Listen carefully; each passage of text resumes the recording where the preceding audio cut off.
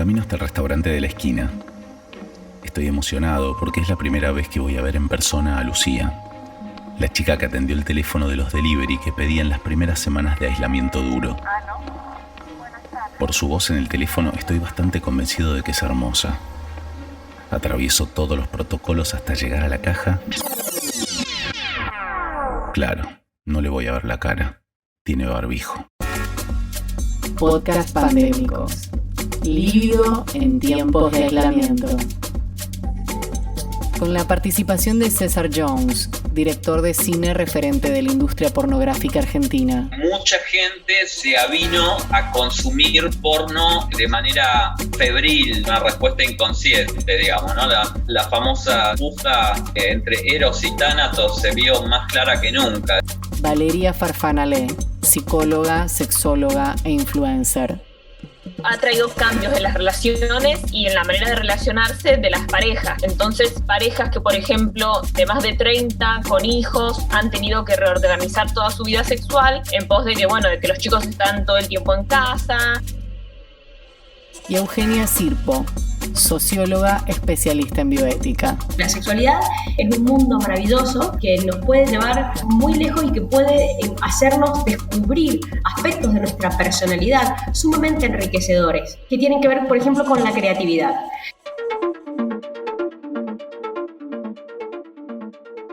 Mientras me acerco a mi casa, el lugar donde estuve el 90% del tiempo desde el 19 de marzo, pienso en la desilusión del encuentro con Lucía.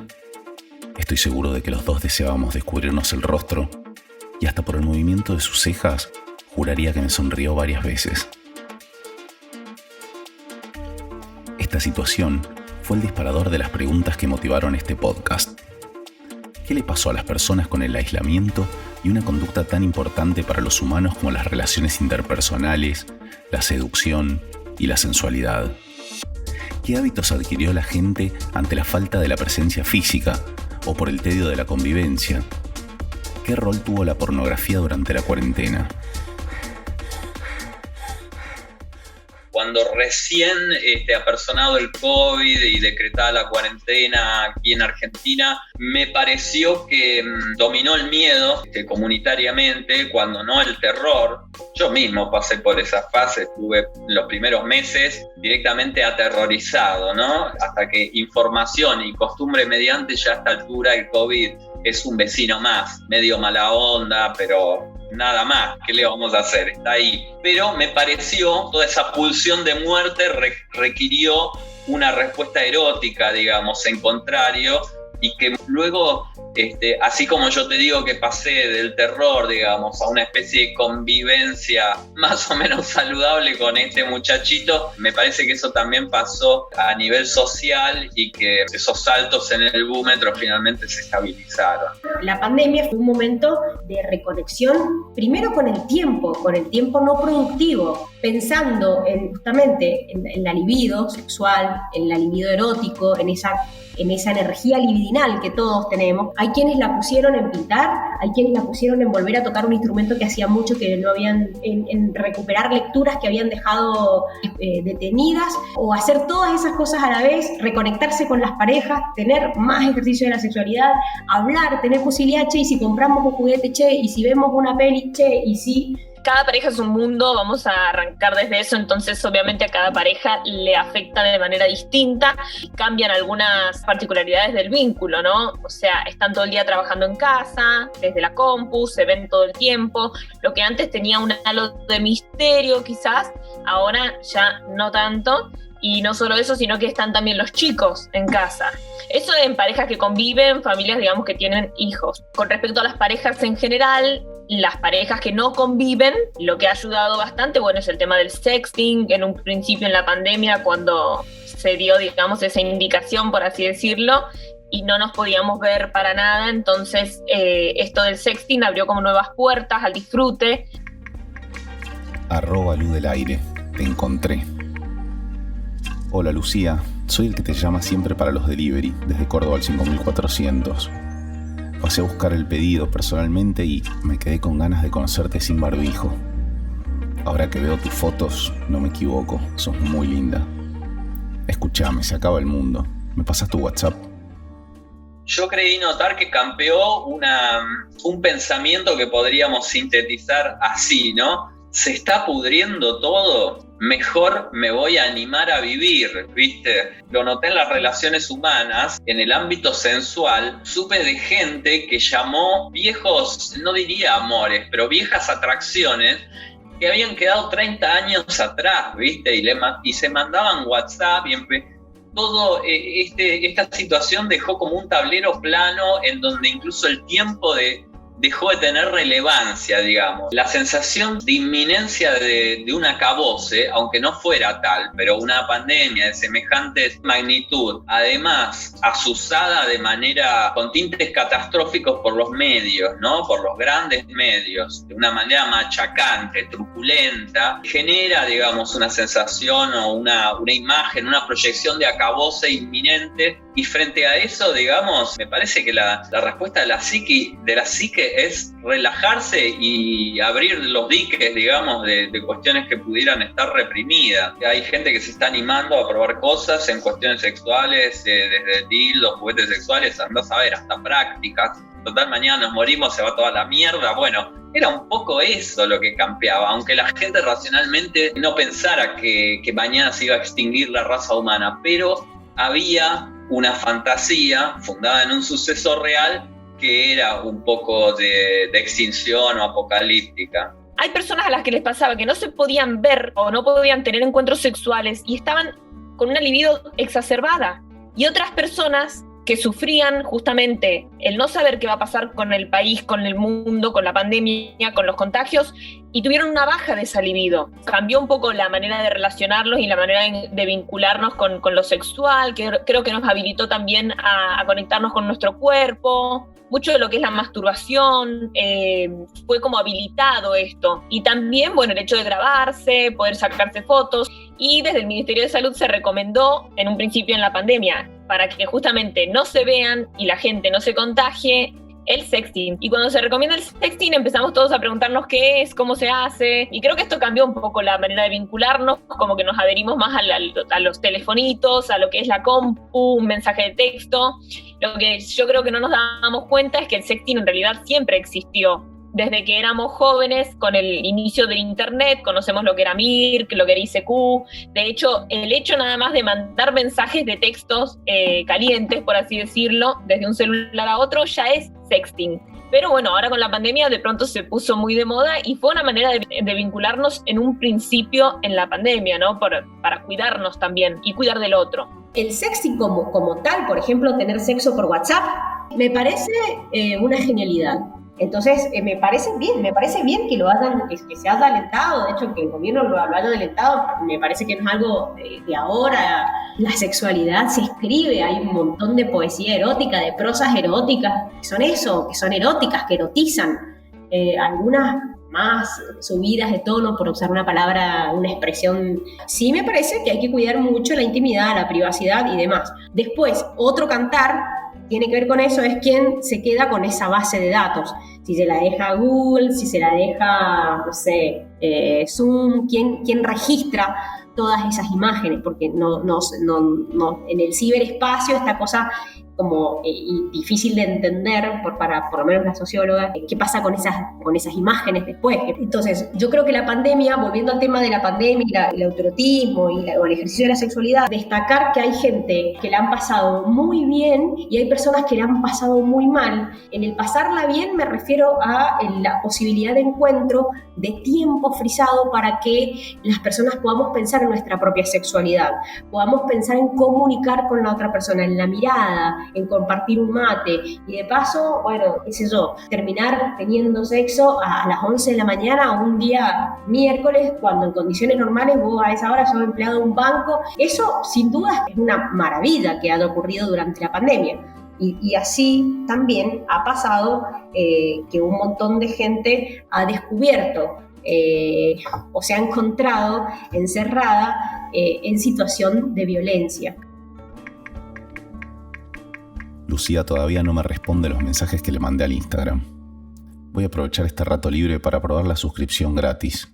La gente se volcó, digamos, con mucha intensidad hacia el consumo porno, luego se estabilizó. El porno argentino es una suma de voluntades dispersas, en donde se puede encontrar, no sé si lo mejor, pero se pueden encontrar altas expresiones del género y también se puede descender al último subsuelo. El porno tiene la facilidad para uno, por eso yo siempre digo que sí, que soy un realizador medio tullido y que me amparo en la potencia que tiene el porno. Haces clic, ya estás viendo, viste, una escena brutal, viste, o sea, estás viendo una mina que le está chupando la pija a un flaco o a un actor, digamos, todo es desmesurado y demás. Y aunque seas un director medio malo, ya la potencia de esa imagen te salva. No me recuesto sobre eso, ¿no? Yo quiero mejorar y superarme, pero reconozco también que yo creo que inconscientemente me metí en el porno, que eso parecía como una jugada súper transgresora y yo en realidad estaba buscando cobijo porque no me animaba a ser un director de cine convencional o un director de cine independiente. No me animaba a nada. Entonces me animé al porno. Adquirimos nuevas formas de disfrute, ¿no? En esta nueva normalidad. Por ahí hay gente a la que le calienta más un chat erótico y mandarse fotos sensuales que verse. Y eso hace al deseo también. Creo que son nuevas formas de deseo. La cita tradicional, como la veníamos conociendo, ha perdido un poco su encanto, sí. Y después, la sobreinformación que estamos recibiendo con respecto a nuestra sexualidad, por medio de las redes, por Instagram, por los vivos, por cursos, talleres, está repleto de eso y la gente está aprovechando para conocer, para saber más, y esta sobreinformación hace que avancemos con respecto a tener una sexualidad más plena. Si no, nos quedamos con muchos baches en nuestra educación sexual, que estos baches los viene a llenar la pornografía, por ejemplo, o la televisión, que tenemos que saber que son ficciones. Pero siempre digo yo también, gracias, digamos, al universo que nos tocó la pandemia con las redes sociales, con una computadora con la cual podamos ver pornografía, con pornografía gratis, o sea, porque todas estas cosas obviamente que nos ayudan a pasar este momento que es tan particular, ¿no? Y siempre, digamos, defiendo, digamos, lo que es la industria pornográfica, digamos, no solo porque es trabajo, sino que también nos hace ver cosas distintas, cosas que quizás no hubiésemos conocido si no es por la pornografía. Pero esto lo digo desde mujer, que tengo 35 años, que sé que también, como tiene cosas lindas, es una ficción. Es diferente, como te decía, cuando vamos a la educación sexual de los niños y con qué nos criamos, ¿no? Con qué nos criamos y qué asumimos como que sería lo normal en las relaciones sexuales. Pero sí, es un tema particular con muchísimas aristas que es para debate, obviamente. La pornografía, si lo vemos desde el punto de vista del consumo cultural y del consumo como una industria más, como a veces la plantean, ¿no? La industria de la pornografía como una industria más, que se roza en algún punto con bancar o legitimar a la prostitución como un trabajo más, como tantos trabajos hay, y que las personas que deciden ejercer la prostitución o participar en películas porno o las personas que se dedican a la industria de la producción de películas porno lo hagan como una opción más, como yo elegí libremente, entre grandes comillas, ser socióloga, ¿no? Como algo que, bueno, es parte de mi autonomía, es el ejercicio de mi autonomía, uno de los derechos de la Constitución, bla, bla, bla, bla. De la misma manera que la bioética va a cuestionar, bueno, pero ha habido un montón de tratados y de acuerdos internacionales y de reuniones y congresos, etcétera, porque con la parte del cuerpo no se puede comercializar. Y resulta que vamos a comercializar con nuestra sexualidad. Vamos a comercializar nuestro cuerpo. Las personas que ejercen la prostitución o las personas que venden, por ejemplo, pornografía, están comercializando con el cuerpo de otra persona. Me parece que hayamos consumido durante la pandemia más pornografía y habla de lo limitado que tenemos la creatividad, de lo colonizado que tenemos el deseo. Imaginémonos que tenemos la sexualidad es un vaso y la pornografía viene a ser agua que entra dentro del vaso hasta que el vaso se llena. Es como el molde con la horma, si se quiere. Pero, por suerte, esto se puede revertir. ¿Puede cambiar? Sí, puede cambiar. ¿Cómo? Y trabajándolo y haciéndonos cargos de nuestra propia creatividad y de nuestra propia tensión libidinal. Y de nuestras propias opciones, por supuesto. Me parece que hay una sobreinformación en esta época de pandemia con respecto a ciertas cuentas, hablamos de Instagram, hablamos de TikTok, hablamos de Facebook, de podcast, en general, que hablan sobre sexualidad. Parecería como que en cierto punto no podíamos practicar la sexualidad, digamos, experimentarla en vivo, empezamos como a informarnos bastante sobre esto. Yo trabajo con sex shops en donde me dicen que justamente en esta época se está vendiendo muchísimo más y claro, se habilitó el placer. Creo yo también que ha sido un gran destape con respecto a los juguetes eróticos, o sea, justo salió también el tema del Satisfyer, quizás hay gente que esté escuchando y no lo sepa, pero es un juguete erótico que es específico, digamos, para la estimulación del clítoris. Este juguete está agotado en la mayoría de los sex shops, si se ponen a preguntar, la verdad es que la gente lo ha comprado un montón, y no solo este juguete, sino que otros juguetes también. Tuvimos ciertas ayudas extras, como por ejemplo las aperturas de Pornhub Premium, digamos, que es una de las plataformas donde yo tengo contenidos, haciendo gratuito todo ese contenido por unos periodos de tiempo bastante largos, pero durante ese tiempo los aportantes de contenido seguíamos recibiendo nuestras regalías, entre comillas. Relativamente, es cierto que al principio sí se registró un incremento de consumo y por ende un incremento de ingresos, luego se estabilizó y luego empezó a bajar también. El sistema que yo tengo implica tener una veintena de películas que son las que yo tengo alojadas en una gran cantidad de plataformas, por lo tanto es un ingreso de lo más irregular que te puedas imaginar. Tenés ciertos parámetros, digamos, pero me parece que trazando una suerte de promedio, hoy estamos un poquito bajos, digamos, y me parece que esto ya tal vez no tenga que ver tanto con la libido, sino con el bolsillo. ¿Qué herramientas me ofrece la cultura? Yo estoy en la vereda y del otro lado de la vitrina está la cultura que tenemos y las herramientas que me ofrece para explorar la sexualidad. La pandemia abre esta posibilidad de tiempo frisado, de tiempo no productivo, esta posibilidad de este tiempo de estar más en la casa.